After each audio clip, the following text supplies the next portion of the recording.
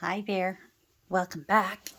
If you're new here, welcome. I'm Catherine up in Canada, and I make journals from vintage and old and antique books. But today I have, now don't get mad at me, but the snow has not fallen yet where I am. So I'm giving myself permission to go thrifting still. But I have made myself a deal that when the snow flies until it melts, there will be no thrifting. I have to use what I've got. Unless I need to go get more glue or if I have to order ink or something. I have permission, glue and ink I have permission for. Everything else I have to use what I've got for the winter. That's the deal I've made with myself. Anyhow, so I do have a thrift haul today because, say it along with me, because we always need more stuff. It's true. And I must confess, I do like my daughter's theory, Dr. Allison, that it's that adrenaline rush of finding the cool stuff. But before I get into it, I wanted to show you, I've had a few people ask from other areas of the world that don't necessarily, sorry, I'm just getting my sleeves down long. It is getting chilly. It was 10 degrees Celsius this morning. Our high today is supposed to be 20, but I don't think, at least where I live, that we've made it to 20 yet. But it's still nice and it's sunny, and Kirby and I have been outside, and in an hour and a half, don't tell her, but we're going to go for a WALK. We like to go at 4 o'clock because the children are off and gone home, and the park is empty until it fills up again when parents and the grown-ups get home from work and they all go out to play and blow off steam. Anyhow, I've had a few people ask about the colors that we certainly get in Ontario, and I'm sure many of the other provinces. The farther north you go, the less likely you are to get deciduous trees. They need to be able to put down deep roots. And the farther north you go, of course, there's rock underbed, and coniferous trees, pine trees, cedars, that sort of thing do better the further north you get. And oftentimes many of them, because they can't put down deep roots, don't necessarily get taller. I heard a theory once, or maybe it was a scientific explanation, but they say that for all the branches that you see above the ground on a tree, that's how big their root system is underground. So when you start getting up north, like for example, my brother and sister-in-law lived 12 hours north of here for many, many, many years. And really the tree growth up there, now I only ever went up there once, and I was like 9 years old at the time, but the trees were very short, and they were mostly all various kinds of pine tree, coniferous trees. I'm just going to check on the little shorty. She seems to be chewing on something, and I want to make sure I trust it. All right, she's being good. Anyhow, so I thought I'd show you what Doug, many of you know we moved into a newer neighborhood, and our backyard was literally empty. It felt like a fishbowl with fence around the edge. There was just nothing in it. The previous owner, it was 9 years old when we bought it, And the previous owner did nothing with the yard, planted nothing. In fact, it was all weeds. We had to have someone come in and plow it and lay new sod down, and that's when we had them plant our maple tree, who we named Doug Gilmore because it's a maple leaf. And there's many kinds of maple trees. Our Doug is a sugar maple. I kind of hoped that we'd be here long enough that we could tap him. And I've heard that the diameter of the trunk for a sugar maple needs to be at least 9 inches before you can tap them for syrup. So, and I'm quite sure one of my children, I have one in particular, that would be interested in tapping Doug when his trunk is big enough to let us tap him and maybe get some maple syrup. You have to boil it down, so that's the hard work, is to boil the sap down into syrup. I'm off topic. Anyhow, so to see what you get, at least from our little Doug, this is what his normal leaves look like. Let's come down a bit so you can see. So I went out today. My little friend had to do a visit out back, so I thought I'll get some leaves so I can show you. So this is normally what Doug's leaves look like. She's still making noises, but she freezes when I look at her like, am I okay? Am I in trouble? Am I okay? Are you being good? You look like you're being good. Oh, she stares at me. So that's what Doug's leaves usually look like. And right now, Doug's mostly green. He changes his colors very late in the season. And all different kinds of trees where I live change their colors. So it's not just maple trees. But Ontario, the province where I live, is really pushing people who are moving into newer neighborhoods to do their best to plant trees that are indigenous to Ontario. They fare better. Of course, as far as weather goes, because they were meant to be here. They were here since the beginning of time. And rather than planting trees that sometimes do all right here, but sometimes bring pests that are not indigenous to Ontario. So they're really pushing for it. So that's why when it came time to choose a tree to put in our backyard, we just opted, you know what, we're Canadian. Let's go for a maple leaf. The world knows Canada by maple leaves, even though maple trees grow everywhere.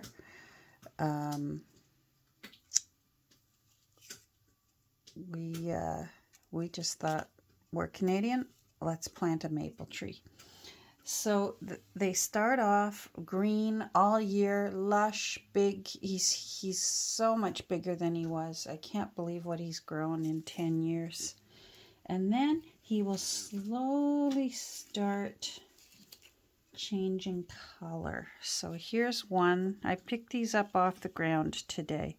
So here's one. You can see the veins are starting to turn yellow, and the little tips are starting, we're getting a little bit of red there.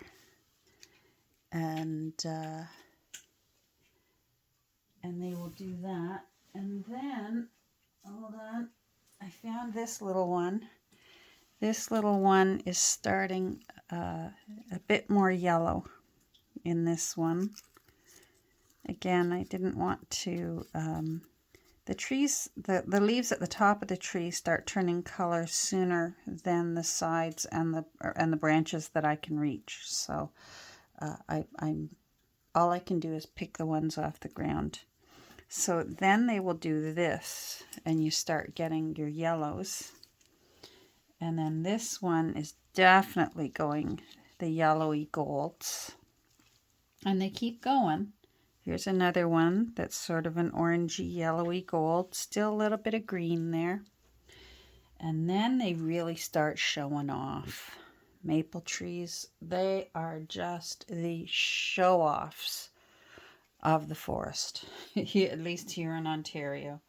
So you'll start getting more of the red showing up in amongst the greens, oranges and reds in those veins. And the interesting thing, you'll have to forgive me, this is the homeschooling mom in me. And you just can't shut up the homeschooling mom in me. Everything that could get turned into a lesson got turned into a lesson, whether it was cooking dinner or gathering leaves, walking down by the lake. The house we lived in was right on Lake Ontario, so all kinds of creatures came home with us, or else the shells of creatures, or the skins of creatures, or the teeth of creatures, and bones of creatures. And it was wonderful. I enjoyed it very much, and I certainly hope my children did. Anyhow, so the thing about when leaves change color, it's because the leaves are like the little solar panels of the tree, which is why we need trees in order to help us with our oxygen levels in the world.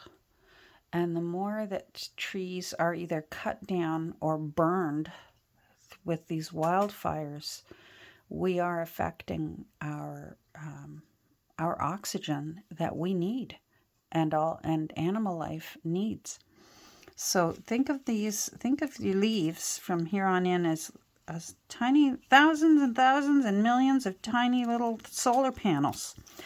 And as the days get shorter, their ability to produce chlorophyll, which is the green, chlorophyll is the green, their ability to produce chlorophyll is reduced because it depends on so many hours of sunlight in order to keep producing that chlorophyll.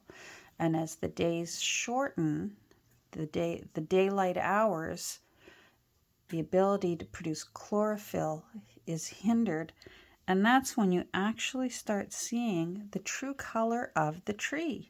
Because it's not producing chlorophyll anymore, we actually see what the actual color of the tree is. And that's when we start getting into our reds. That, at least for Doug. These all came off Doug. And they're just, eventually Doug will be all these shades of red. Doug seems to do it so late that we tend to end up, he's hanging on to his red leaves. We enjoy him in all his red gloriousness for like 2 days, and then we'll get a bad storm.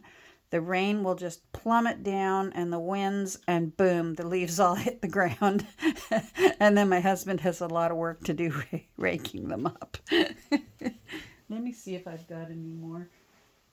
Yeah, I've got a few more red ones that I picked up. So Doug's trying really hard, but these are from the top of the tree. So when I say that's what I look down on, because my art room is on the second floor of our house, I can see that the top of him is red, and whereas from underneath looking up, I wouldn't even know this was going on if it weren't for what lands on the ground. So there you go. There's half of my supposed junk journal time has been spent explaining to you about our maple leaves and our maple trees that certainly grow in Canada and grow in abundance for now here in the province of Ontario where I live. And I really do, I must say, I love that the maple leaf is our symbol, that we're known throughout the world, and our flag that we happily put onto our luggage tags and on our backpacks when we travel,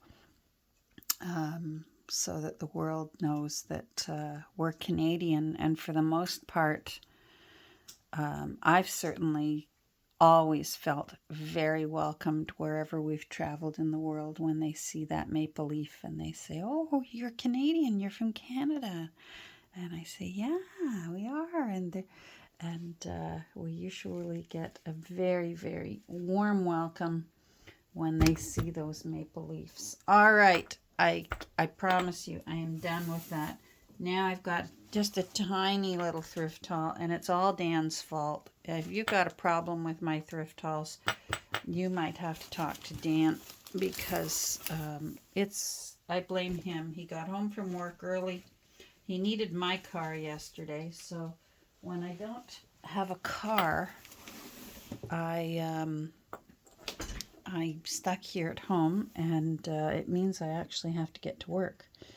So I want to create a permanent place to make my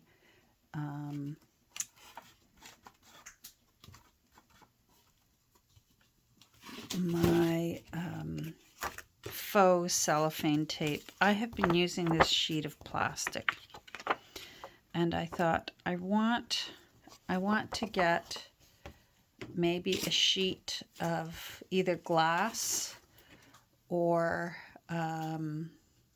a sheet of plastic.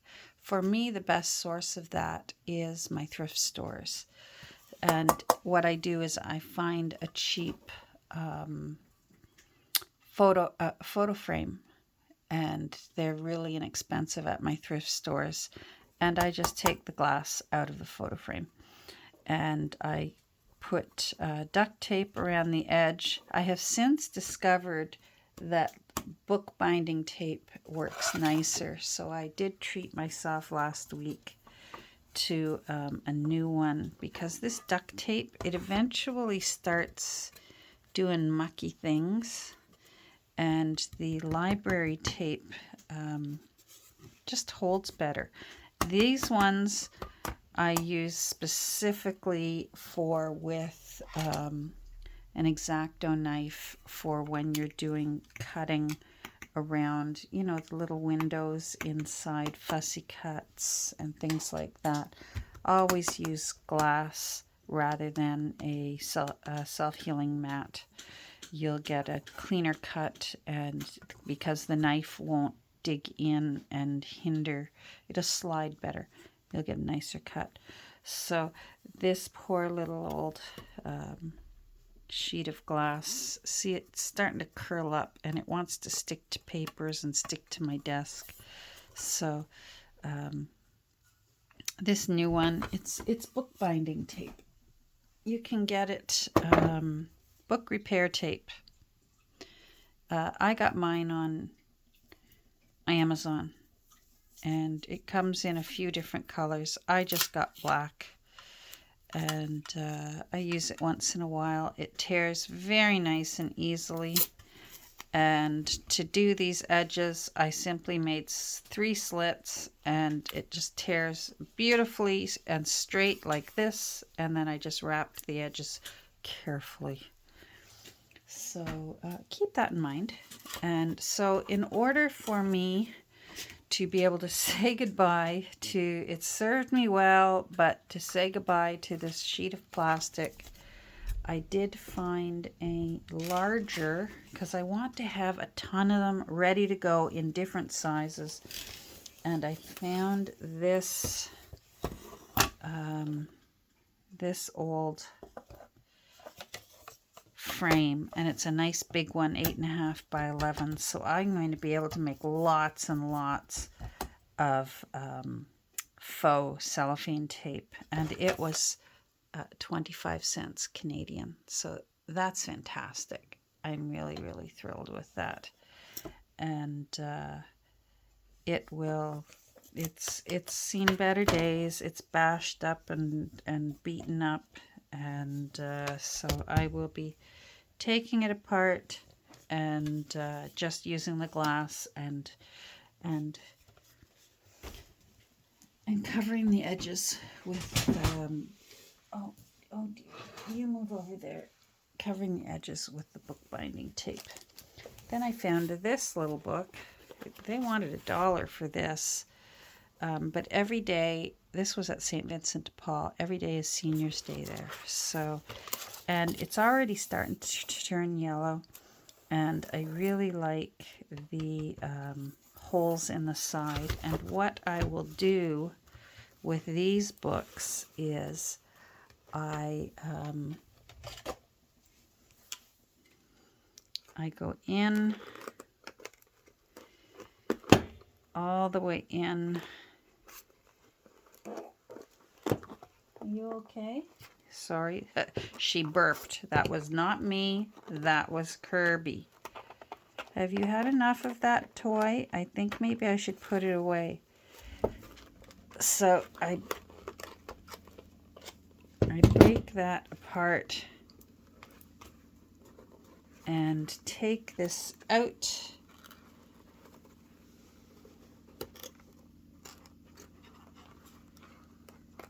Come on, you.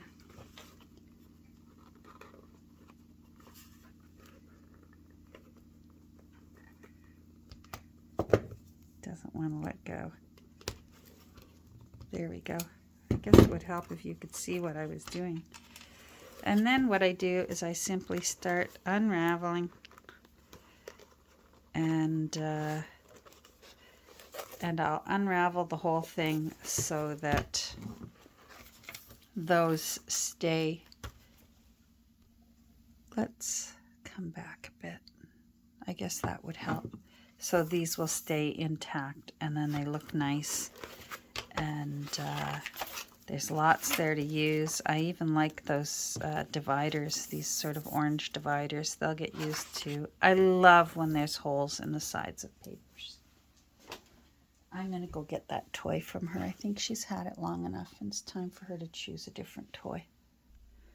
Okay, so she's got plenty of toys in here, and she's got 3 beds for such a small little room. 3 beds to choose from, 3 caves. So I was happy with that. It looks like it really didn't get used. I didn't need more, but it was 79 cents, and I couldn't say no, especially when I saw the bells of St. Mary's here. So let's open this up and take a look and see what's inside.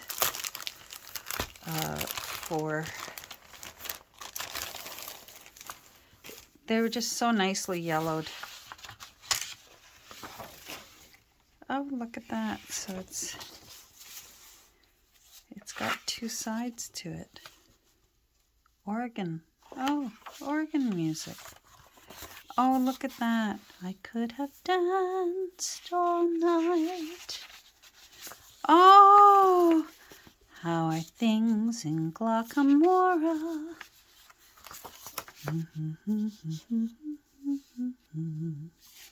Oh, look at that. Just in time. I found you just in time. Oh, I know them all. She wore blue velvet. Old Man River. Uh-oh, I should know this one. Oh my goodness. God of our fathers, whose almighty hand leads. Oh dear, I should know that. I talk to the trees, but they don't listen to me. Oh, Joy to the World. Oh, this is the one from 3 Dog Night. Jeremiah was a bullfrog. Yeah, I don't know this one. Oh, I love this song. Try to remember. Love this one too. You'll never walk alone. Oh my goodness. It's Reminisce with Catherine time. Tammy Wynette. Stand by your man. Oh, Londonderry Air.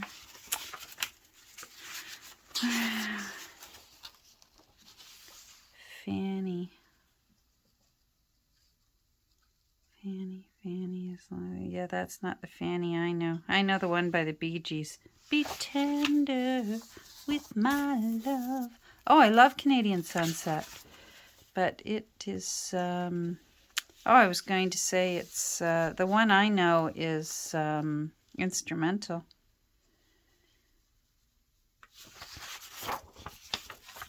Beautiful. The Carpenters. Can't we stop hurting each other? Gotta stop. Oh, I'm sorry. I'm really inflicting on you. Watch what happens. Nope. No, I can't believe your heart is cold. Nope, don't know it. Don't know it. Don't know it. And then, of course, Galveston. Come On by Jimmy Webb. That's one of my favorite singers. Glenn Campbell. Oh my goodness, I think I have a whole playlist of Glenn in my Spotify. Love Glenn Campbell. Okay, I'm happy with all those for 79 cents. Wahoo! Happy girl. Happy girl.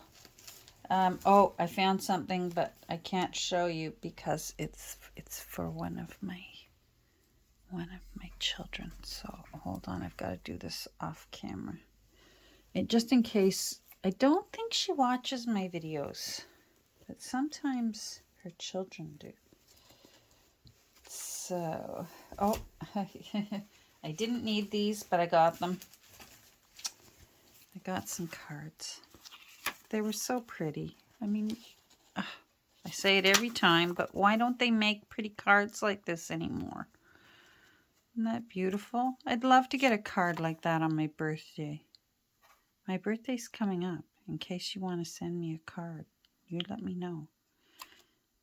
Look how pretty that is. And there were two. I think I got another one. Yes, there were two. They do their best to match up an envelope because sometimes people just throw in the card. So the little thrift store does its best.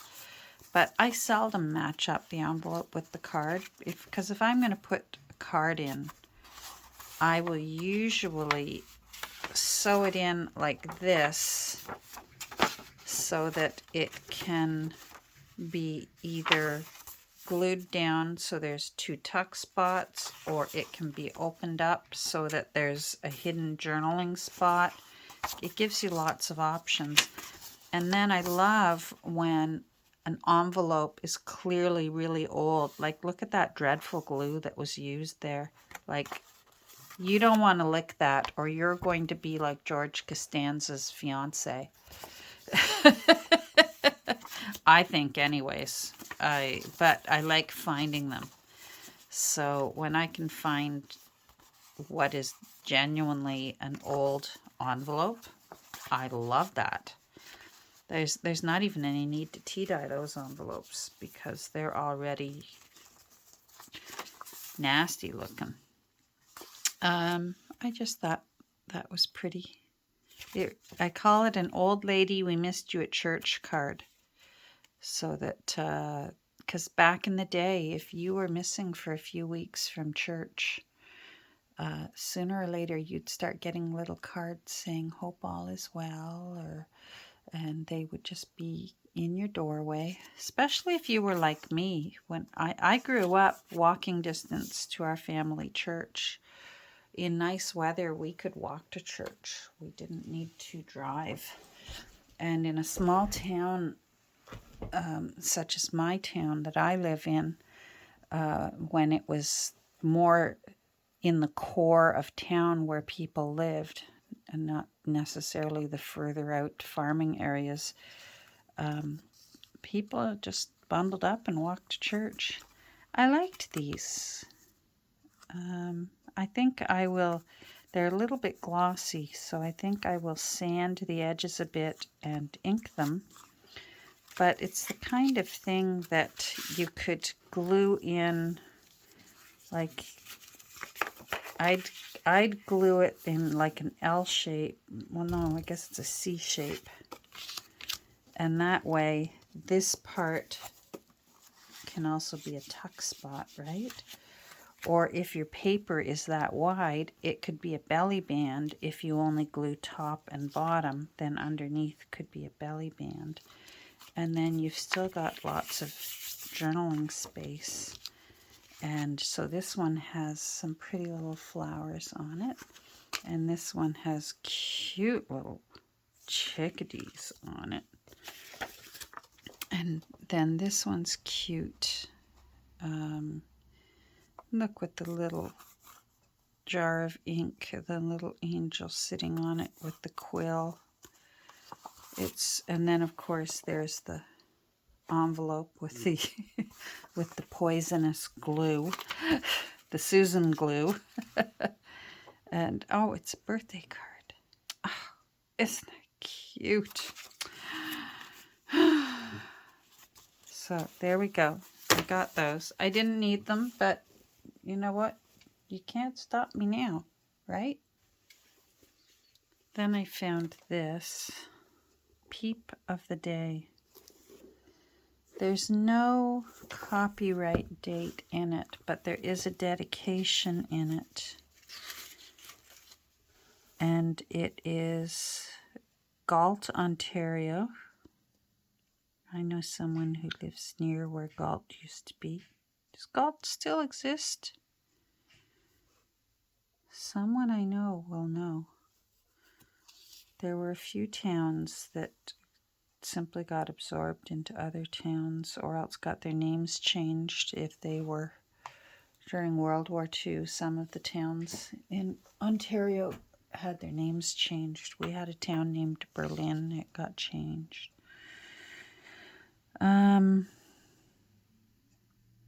It looks like someone was trying to do the math from 1888, and it looks like they were trying to do it from 1946, that it was 58 years old then. Well, it's even older than that now if it was 1888. Esther Honey from Her Sweetie. Oh, isn't that cute? Let me lift that up so you can see that. I hope you can see it. Now, I wonder if her last name was Honey. I used to know a family, their last names were Honey. Actually, they lived out in that area. I might have to do some research. From her sweet... Oh, no, auntie. Oh, from her auntie. Oh, well, that's cute too. But I did like Sweetie. Peep of the Day.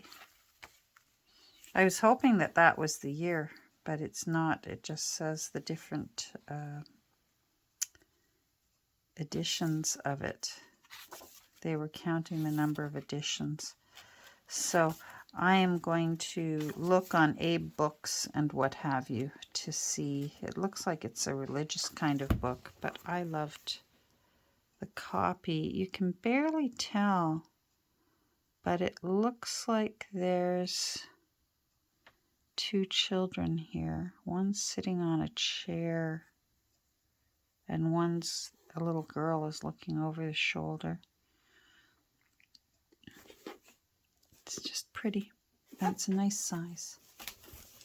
Is that it? No, there was one more thing. Oh, and I must admit I got myself a new teacup. Oh, it was also Senior's Day at my other store, because this was the other store. So I didn't pay $2.99 for it. But you know me, I like anything that's close to being rainbowy. I just, love me rainbow things.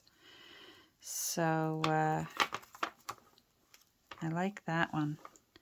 That one's nice for winter. To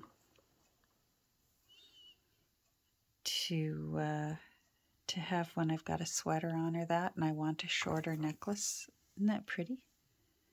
All the different colors of the beads on it, and it's not too heavy on my neck. So there we go. There is there's my little thrift haul, because we all need more stuff. And I'm going to get working on this next, and then I'm going to get back to work on Louis, Oscar, and William. And oh, I should show you what I found today. What am I at? I'm at 35 minutes. Oh, I can take 3 more minutes and show you what I found. So I've already put it in. This is, of course, the plate that's going to go on the cover. So when the journal is finished, this can get tied around the cover so you can open and close it. But you can take it off so that you can see who is in the photo. And I suspect that's the handwriting, perhaps, of their daughter, Jean. They had one daughter named Jean, and she never married. And of all things I found today, as you know, I put their marriage registration in there. I found the copy of it. Well, I found there's a website called Find a Grave. They're not all in there because people have to submit and get approval of headstones for graves and give the information of, what the cemetery is, where the lot is, who the people in the grave are. And you know me, I'm just an avid, there's a name for the people that love cemeteries, and I've loved cemeteries for years. One of my children grew up loving cemeteries because just from a little guy, he'd come with me when I'd go cemetery hunting. Sometimes it was the only way to find our ancestors, was to start hunting through cemeteries where we knew they lived in that community and possibly could be buried in. And my littlest guy, Ted, he'd come along with me and help me find our ancestors. And then I would take photos and submit them to Find a Grave. So if you're ever interested, sometimes someone else has already put your family member onto the Find a Grave website. Anyhow, on Find a Grave, I found Louis and Oscar's place marker. And there, sure enough, is their daughter, Jean. She was born in 1919. And she lived to 2016. So, my goodness, she was 97 she lived to. But, so I thought, I've got one of those little, one of these little things that prints like a shake it, like a Polaroid. You don't have to shake it. I love this thing. If you ever... I highly recommend. If you've got a birthday wish list, when people who love you are stumped for what to get you, put this on your birthday wish list. These are just awesome. Anyhow, so I tucked a picture of their headstone in the back there too. So for the next owner, so that they'll know who Louis and Oscar were, and their daughter Jean. So there we go. I promise you, I'm done. It's probably a bad thing that this new phone of mine lets me go longer than 30 minutes, because you have to put up with me for, it seems like 10 more minutes than usual. But oh well. And if you are still here after all that time, thank you very much. And again, thank you to everyone. There are still so many wonderful cheerleading, way to go girl comments coming in about my new diagnosis that I'm a PBC warrior now. So thank you to everyone for the love and the positive thoughts, and prayers, and anything that's uplifting's coming my way. I can tell, I can feel it. So if you're still here, please remember to hit like. It helps my channel, and it helps it to get recommended to other people. And if you haven't already subscribed, I hope you'll think about subscribing. And as ever, say hi to me down in the comments, and I'll say hi right back at you. And if it's in the morning and you say good morning, usually I'll post a picture of a smiley face with my coffee mug. So take care, and we will talk soon. Bye.